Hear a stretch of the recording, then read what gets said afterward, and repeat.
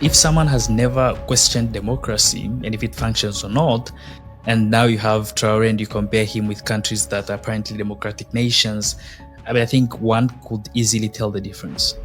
And then I think from there on, then you can ask yourself, is democracy really the answer to our problems? So, in the case of this thing we call democracy, for example, on paper it sounds good. People vote for a leader, so nobody can impose their will. In reality, that's not how it works at all. In an African context, you have 3, 4 people on election day. Who put those people on the ballot paper? Was it you? Before it gets to that point, who decided who those names are? And what you realize is that there's a whole hidden infrastructure behind the scenes that you and I do not have access to, where the real decisions are made. There is a growing feeling among Africans that rejecting democracy is not a bad thing. In fact, it may be desirable. Captain Ibrahim Traore's takeover of Burkina Faso won overwhelming support across the continent and around the world. Whether you live in the developed West or the global South, chances are you trust politicians and power structures very little. I doubt many people can honestly say they trust any politician. Could this be the start of a slow decline in the belief that democracy is the most effective, freedom-driven leadership system every country should aspire to? In this video, we are going to place democracy under the microscope and even ask if what we call democracy in Africa should even be classed as democracy at all. I know you've been watching and thinking about this just like I have, and this video is going to give you a great framework to consider all of this. So if you like the sound of that, stay tuned. Welcome to the Subi Shop. My name is TJ, and I talk about African geopolitics on this channel. I recently came across a podcast interview with David Hundeyin, who's an investigative journalist and what I would describe as an African patriot. He makes some bombshell points about democracy in Africa that got me thinking, and I think they will do the same for you. Let's get into it.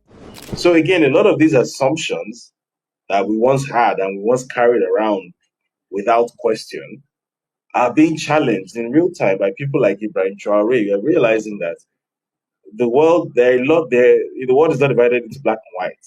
There are 1,001 shades of gray and other colors in between. And I guess that's why we're having this conversation. If someone has never questioned democracy and if it functions or not, and now you have Traore and you compare him with countries that are apparently democratic nations, I think one could easily tell the difference. And then I think from there on, then you can ask yourself, is democracy really the answer to our problems? Yeah, I mean, again, maybe 10 years ago, I wouldn't even have been having this conversation because a lot of these things I thought were the word of God, basically. They're just, all these things have been settled, right? These are not questions to be debated right now. These are like, all of this is already settled. There's no reason to have any argument about this. And what I've learned over the past 3 to 4 years, especially, is that everything you think you know was put into your head by somebody, and that somebody always has an agenda that may or may not align with yours. So, in the case of this thing we call democracy, for example, um, on paper it sounds good. Hey, the people select their own leadership. People vote for a leader, so nobody can impose their will on the people because the people themselves get to choose. It sounds very, all nice and dandy. In reality, that's not how it works at all. Because the people are not choosing their leadership. So in an African context, you have 3, 4 people on the ballot paper at on election day. Who put those people on the ballot paper? Was it you? Because what you realize is that the actual leadership selection process doesn't take place in the public domain. So by the time you get to the point where there are these names on the ballot paper and you have to pick one of them, whether you pick one of them or not, one of those names is going to become your head of state. One of those names is going to have power over your life, whether you like it or not, right? before it gets to that point, who decided who those names are? And what you realize is that there's a whole hidden infrastructure behind the scenes that you and I do not have access to, where the real decisions are made. Growing up in the West, I accepted certain ideas without question. Now I question them more and more. Democracy sounds perfect because everyone should have a voice. But if candidates are groomed and placed long before election day, it stops being real democracy. It only keeps the same power structures in place.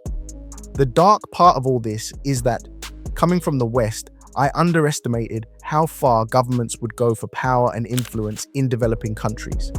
What I'm beginning to see is that African resources can be so valuable, and propaganda was so tightly controlled before the internet age that this manipulation has been standard practice for a long time.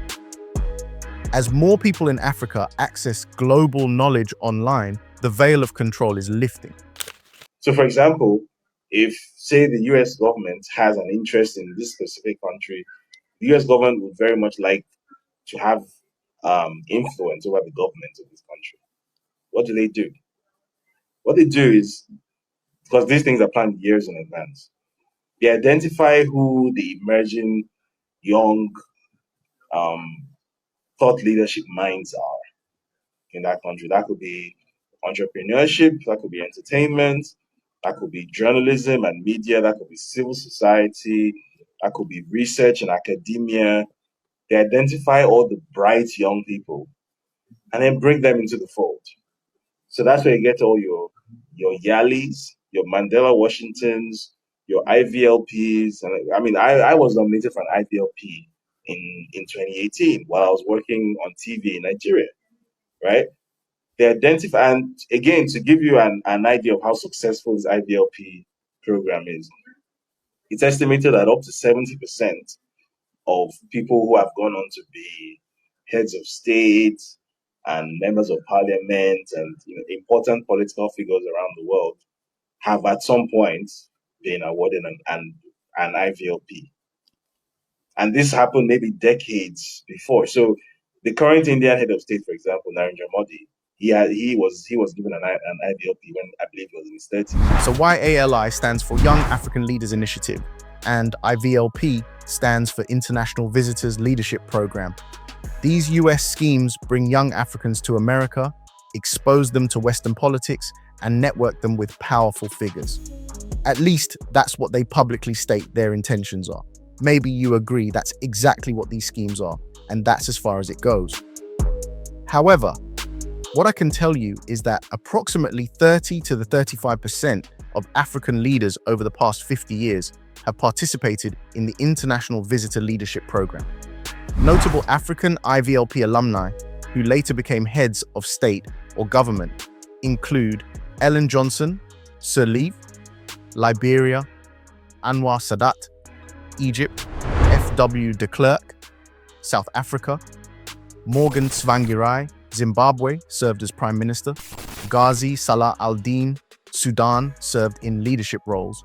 This also reminded me of the idea that, on the surface, from the perspective of China, TikTok is a fun app that provides entertainment for young people. But from the perspective of Americans, TikTok is a data mining operation that provides insight directly to the CCP. Both of these statements can actually be true, and I don't think it's a stretch to believe the more conspiratorial side of this. When so much is available resource-wise from the continent of Africa, why would it be hard to believe this more conspiratorial angle for leadership, power, and influence being put forward here by David? So these people they identify the future leaders of their country decades in advance, bring them into the fold, make them American aligned, right? Make friends with them and groom them. And then eventually, by the time maybe 30, 40 years down the line, when you're voting for these people on the ballot paper, you think you are making a choice. You're making a democratic choice. You're not. Because all the names on that list have been vetted, and all the names on that list were put there by powers that you have no control over and that are not visible to you. So basically, 85% of the story has already been told, and then you just join for the final 15%. And then you delude yourself into saying that, well, you've made a democratic choice. No, the fuck you haven't. And that's how a lot of what we describe as democracy in Africa, that's how it actually works. Why is it that the person who is the president of Nigeria, for example, why is he the president of Nigeria? He's the president of Nigeria because the US wanted him to be president of Nigeria. How did he get to that position in his political career, despite all the well-publicized stuff hanging over him from his past? Right? This was someone who wasn't even supposed to even have made it to even the very first election he contested in, which was the senatorial election in 1991. Because at that, sorry, no, it's not 91. Sorry, this was 93. Right? At this point, he should have already, because he had a criminal case in the US. He should have been done at that point. Like, you're associated with a criminal investigation into heroin trafficking, you're done. Politically, you're done. And instead, he wasn't convicted. And somehow, even some of the money which was actually seized from him, which was the court said this is proceeds of heroin trafficking, some of it was actually returned to him. And somehow, this guy was able to return to Nigeria, start up a very successful political career, become a governor, become a party leader, set up his own huge political infrastructure, become a kingmaker, and then ultimately become president. And I had no idea that President Tinubu had any connection to drug trafficking of any kind. But after looking at a few articles, this is what I found. In 1993, Tinubu forfeited approximately $460,000 to the United States government after authorities linked these funds to proceeds of narcotics trafficking. The case was related to a heroin trafficking ring that operated in Chicago in the early 1990s. Court documents from the Northern District of Illinois showed that bank accounts controlled by Tinubu were suspected of being used to launder money for the drug operation. The FBI, DEA, and IRS jointly investigated Tinubu as part of a wider probe into drug trafficking activities of Abiodun Agbele and Muiz Abegboyega Akande, who were identified as part of a Chicago heroin ring.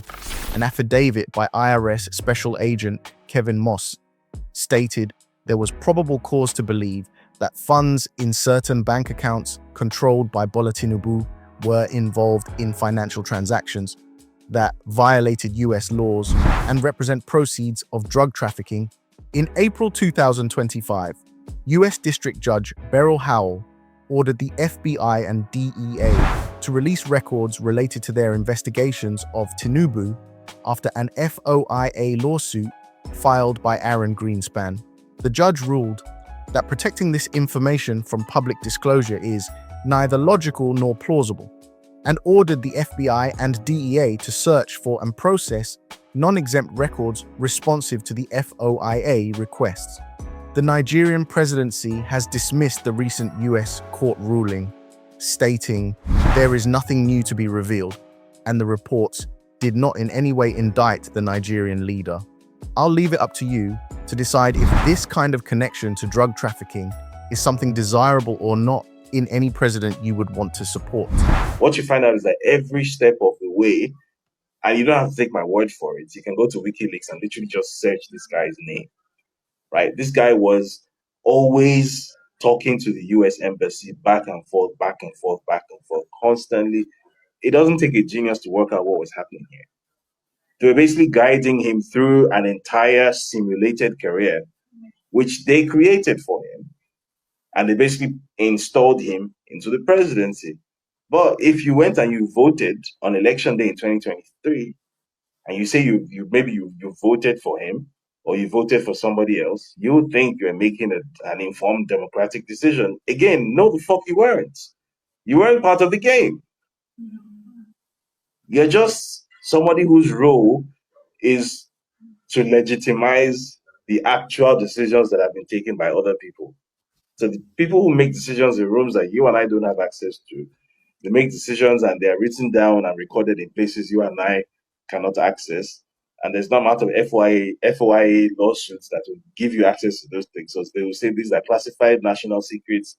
They will remain classified for the next 75 years. That's how the world works, right? So democracy, is it actually democratic? The idea of democracy is great, fantastic. It's one of the greatest stories ever told. But has it ever really actually been the case that something is democratic, where especially where a large group of people is involved and there's a leadership decision being made, and the leadership decision has economic implications for large numbers of people, of very powerful people? How is that democracy? That's just the reality, or that's even going very far. Let's drill it down to the most, we're not even talking about the president. We're talking about maybe like a council ward chairman or something at the local level. What determines whether you win that election or not is not how well you can communicate with the people and convince them of your ideas and your manifesto, your programs, the ideas for governance you have. What will make you win that election is, can you buy them rice? Can you buy their votes? Can you give them a free T-shirt? Yeah. Can you hire a big campaign van to go around playing loud music and people dancing? That's what actually wins the election. And pay So artists to join in exactly. the rallies. So that is no democracy. There's a lot of spectacle and pomp and pageantry involved in this thing, right? It's a big production, but it's not a democracy. I paid close attention to the UK leaving Europe, famously called Brexit. It revealed how much of a popularity contest politics really is. As my online business grew, I learned that marketing works on emotions, not on the quality of the product or service. Politics is the same game. The candidates who tap into what people will respond to win, and that takes budget and strategy, not necessarily the best qualifications. Outside influence can give a big boost, especially through campaign funding in Africa. When you connect those funds to leaders trained or favored by foreign actors, the whole picture becomes clear. The sad part is the people never get what they need. The same problems repeat, and corrupt leaders benefit at the expense of everyone else. Now, people are rejecting this system, and they should. Since I've been alive, Nigeria discovered oil around the same time as Saudi Arabia, yet it still lacks consistent power. It's sickening to see so much lost potential when you compare the two nations. I think that's a very fascinating way to think about democracy. And I mean, if you look at China and the type of development they have had in what a span of less than half a decade, it makes you wonder. And I know there's a lot of things behind the scene, but then it makes you wonder, why can't we do what they have done, right? And I think the challenge is, most of the times when you see leaders who are actually doing that, they end up being assassinated, right? And obviously, we Yeah, have also seen end up attempts getting on taken out. Traore. Yeah, they end up being taken Exactly. out. And the question is, how do we avoid that? I mean, right now you can see people trying to defend, for example, Traore, right? Yeah. And the question is, at the end of the day, our Western countries gonna be able to use so much propaganda such that the Burkinabe turn against Traore? Because I mean, right now we might think that it's impossible, but it has happened before, right? And Yeah. and it has happened to people who were actually the ones enjoying the very benefits of the leader that they wanted to remove from power, right?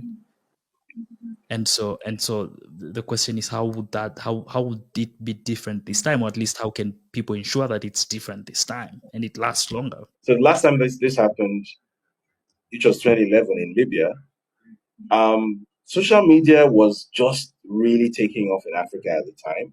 It was just taking off because internet access, mass high speed internet access, cheap internet access was also just taking off at the time.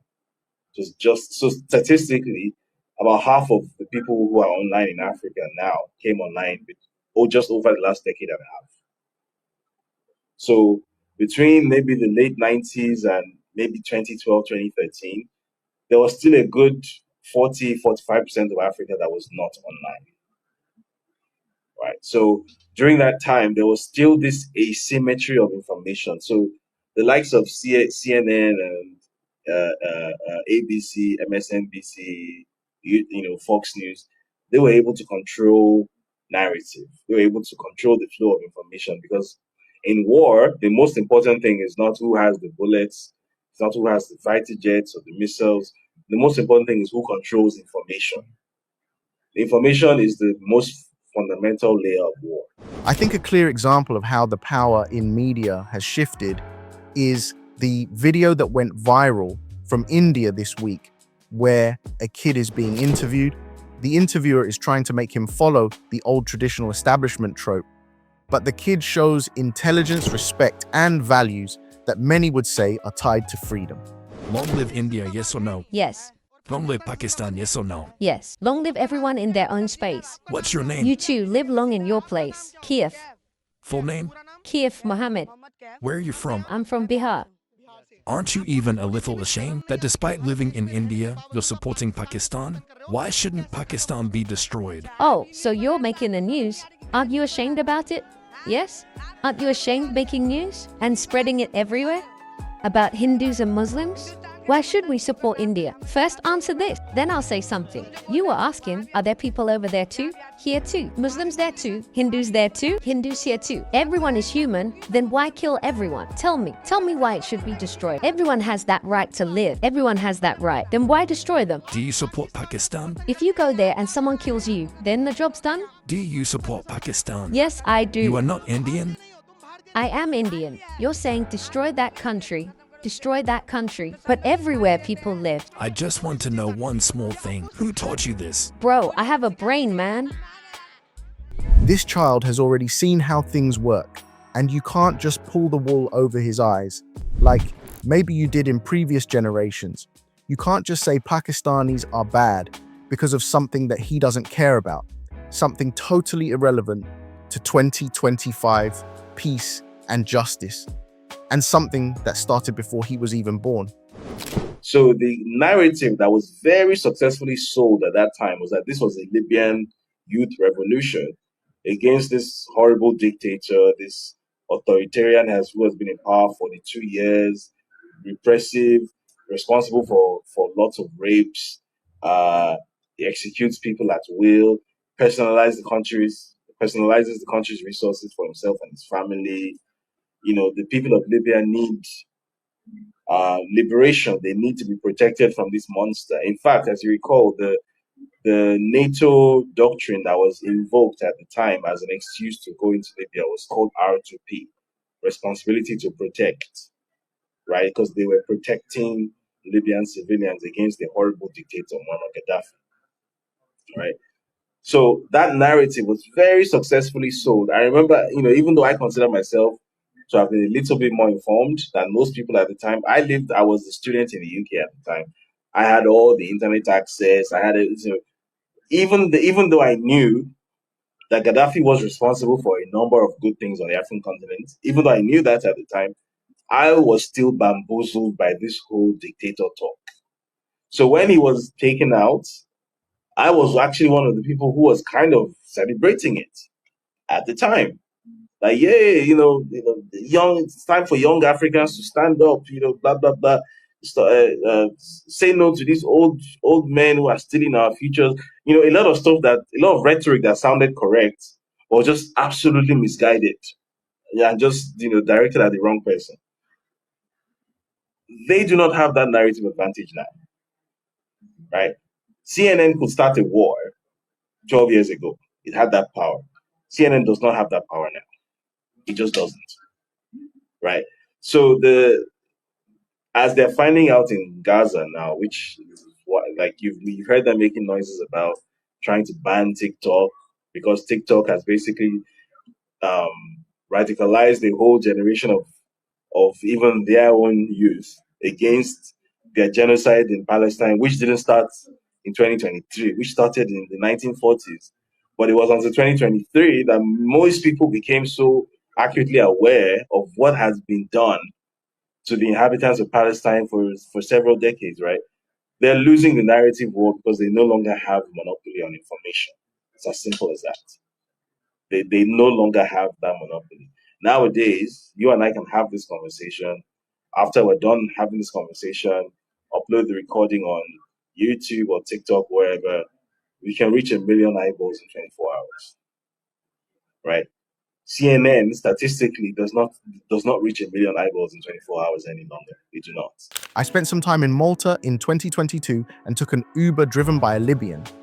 I learned that many Libyans live in Malta because it's so close. We talked about Gaddafi, and he said Libya has been messed up since Gaddafi was gone. He added that many people loved Gaddafi and still do. You can't take one country's standards and apply them everywhere. People's mindsets, geography, history, everything is different. That's why leadership must be tailored to each region. In the West, some use local expectations to justify military actions abroad, like removing Gaddafi, which we watched on TV by millions. I think everyone can now see clearly how traditional media's power is fading as more Africans get internet and smartphones. Sovereignty means respecting people's choices. If a country is happy with its leadership, who is the West to tell them otherwise? Right now, Ibrahim Traoré embodies this principle for Africa. He's even being discussed on mainstream podcasts in the United States. So what do you guys think out there? Is democracy just an idealistic version of what we think leadership should be like in a country? Should we explore alternative systems in Africa where leadership conflicts and outside forces are vying for control? I would love to know what you think in the comments. But if you have nothing to say, would it be too much for me to ask you to write the words righteous leadership in the comments section? It lets me know you've watched to the end, you enjoyed the channel, and you want me to continue doing what I'm doing. Thanks for watching, and I'll catch you in the next one. Peace.